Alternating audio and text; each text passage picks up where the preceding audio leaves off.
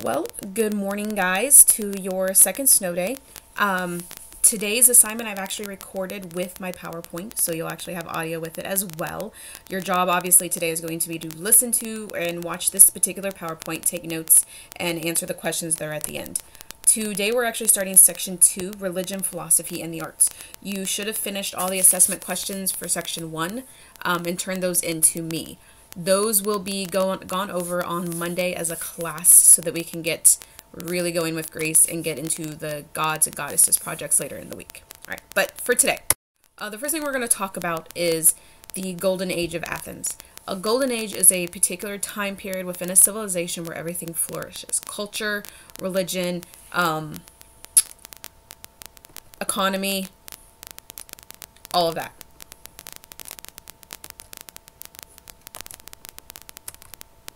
Okay, the Golden Age of Athens occurs between 479 BC through 431 BC, which is approximately about 48 years. During this time, Athens grew very rich. They grew rich from trade with other civilizations, silver that was mined from the mountains by slaves, and tributes from their allies, from their friendly other countries or whatever. I did say tribute, by the way. Yes, like in the Hunger Games. When you stop and think about it, I mean, who were the tributes in the games? The tributes in the games were children. And why were they tributes? Well, they were tributes as payment to the capital to prove or to show that they understood, the districts understood, that they were inferior, they were less than the capital, and that they were basically under the capital's control. So it was kind of their way of, kind of the same idea.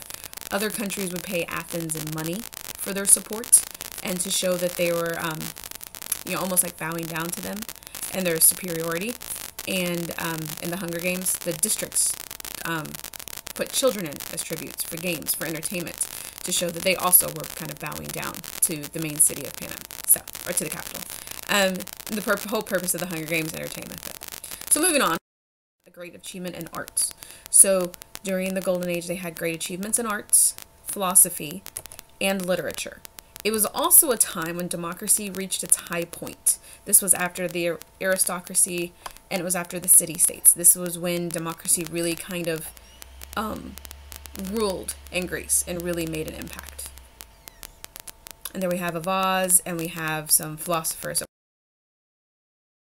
we'll talk about in a minute. Possibly the most important man during this time period was a guy named Pericles. He was probably the most powerful man in Athens politics for about 30 years. He was well educated, he was persuasive, and he made very moving speeches. He was also a general.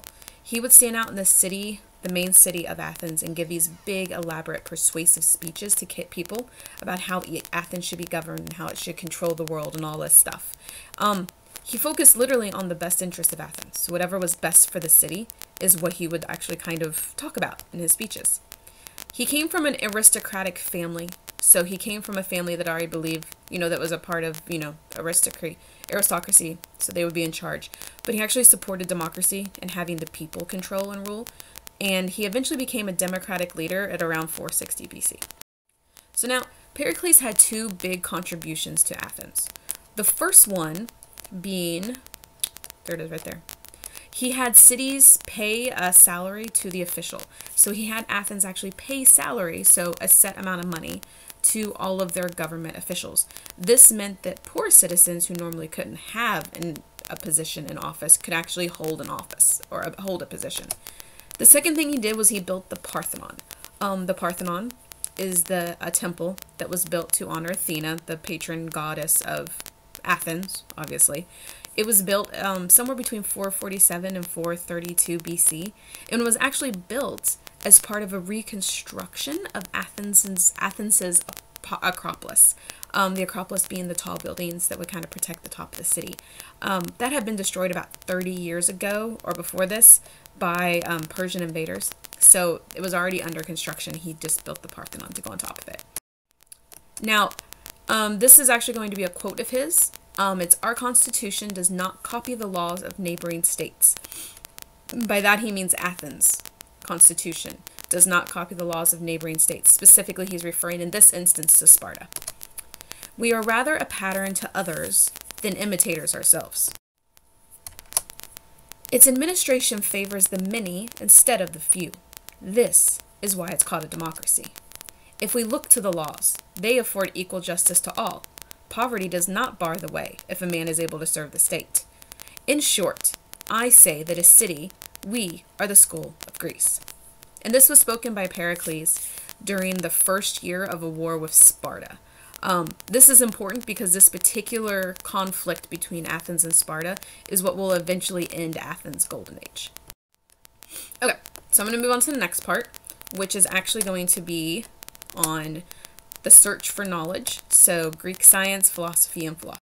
Now, to give you the basic idea, again, a philosopher is someone that believes, or it was philosophers believed that people could use their mind and reason to understand natural events. It was kind of their way of disproving that the gods really controlled the natural world. They didn't perform experiments. They literally just watched and observed and thought. They would write stuff down. There was no actual experimentation or anything like that. Now, there are two of them that are actually pretty important guys. The first one is Thales. Thales actually believed that water was the basic material of the world and that it was found in everything. The other guy was Democritus. He lived in about 400s BC, and he thought that everything was made up of tiny particles called atoms. Now, this wasn't proven for a good hundreds of years later. So these two guys were way ahead of the time. Now, they didn't do any experiments either. They literally just sat and thought and observed the world to come up with these two. Now, with that in mind, there's a lot of philosophers that come from the Golden Age, but there are three in particular I want to touch. Probably going to be kind of the father of all the philosophers. His name is Socrates. This guy was a teacher, and he would teach in the city of Athens. He would literally stand in the city for hours and hours and talk to the people of Athens and ask them questions that made them think about their beliefs. His most common phrase or well-known phrase was "know thyself." And then around 399 BC, he was actually brought to trial because the people of Athens actually believed that he was maybe dishonoring the gods and corrupting the younger men by having them question their basic beliefs. He was actually sentenced to death at one point. It was actually not just death either. It was a very common practice in ancient Greek that you would have what's called a forced suicide. They would literally make you kill yourself. The way he did this actually is he drank hemlock, which is a poison, and ended up killing himself. Now, he was 70 years old, but it was kind of a sad way to go. Now, Socrates, though, because he was a teacher, he had a particular student named Plato.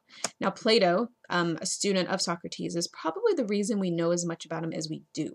He wrote down everything that Socrates taught him. Plato himself wrote a book called The Republic.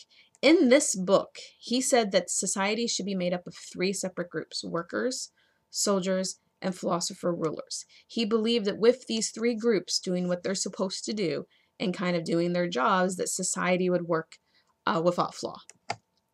He also founded a school called the Academy, which is incredibly important. And I want you guys to kind of figure that out in a little bit. But he did find a school called the Academy. Now, obviously, as he was a student of Socrates, and then now he's obviously founded an academy, so he's going to be a teacher. He actually had a student that was really well known as well, named Aristotle. So Aristotle was the student of Plato. He believed that reason should guide the pursuit of knowledge. So you shouldn't look for knowledge unless you're looking for reason as well. Don't just look for it to look for it. And he founded a school as well called the Lyceum. This is probably one of the most famously mentioned. And there's Aristotle. Now, these were the three main guys. These were the three main philosophers that really had a huge impact on Athens' golden age. But they're not the only ones. So on to the rest. Now that you've watched the video, now comes to the fun, I have to write stuff down. So now what do you do? Well, from here on, you'll need to answer the following questions on the assignment section of the Haiku site. To get there, if you haven't figured it out, you go up to the top and you click Assess. Go down to Assignments, and if you scroll down, or it might be at the top, it's going to have one listed that says Greek Thinkers. Click on that, and these questions will show up. You can just type them into there, or you can take a picture, upload it, however you want to get it to me. Sometimes you won't see the questions. You have to click Expand or Elaborate or something like that for it to even pop up. So you have to kind of play around with it. But here are the questions in case you didn't get it or you don't see it. The first is, what do you think Socrates meant by know thyself, and why do you think it's an important goal? 2, what was the significance of Plato's contribution to the search of knowledge? This is not something I want you to be able to get out of the book. You're going to have to research it. I don't want to know that he created just a school. I actually want to know what was taught in that school and how that contributed to it. 3, this is kind of the fun one. You'll pick one or more, don't do all of them unless you're that bored, but of the following Greek thinkers and tell me how they contributed to the search for knowledge. I don't want a novel. I only want paragraph, 2 paragraphs, 3 paragraphs tops. Pick one, research them, send it to me in the answer. And then the 4th part is actually optional. If you go down to the Horrible Histories page on the Haiku site and you click Groovy Greeks, there's a video called The Greek Thinker Song that I think you'll actually really enjoy watching. And that's it. I only made you sit through about 11 minutes of this, so that's not too bad. You know, it's not 50 minutes. So make sure you do the homework. Make sure you give me the homework that was already due, the assessment questions, and yesterday's if you haven't done it, which, by the way, will probably be late now unless you give me a really good excuse. And do this, turn it in today, and I will see you guys on Monday. Have an amazing week, guys.